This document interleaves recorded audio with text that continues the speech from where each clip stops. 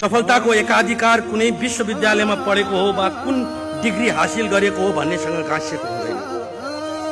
तपाईँ के सपना देख्दै हुनुहुन्छ र त्यो सपनालाई विपनामा बदल्न कस्तो संकल्प लिनुहुन्छ भन्ने कुराको सबैभन्दा अहम महत्त्व छ। तपाईले बिल गेट्स र स्टिभ जब्सको जीवनी पढ्नु भएकै छ, जसले विश्वविद्यालयको औपचारिक शिक्षा पूरा गरेन र पनि विश्वका सर्वाधिक सृजनशील सोचका उद्यमीका रूपमा पहिलो पंक्तिमा आफ्नो नाम लेखाए। उनीहरूको सपना र त्यसलाई कार्यान्वयन गर्ने दृढताको अगाडि दुनिया नतमस्तक साबित भयो। सफलताको एकाधिकार कुनै विश्वविद्यालयमा पढेको हो वा कुन डिग्री हासिल गरेको हो भन्नेसँग गाँसिएको हुँदैन।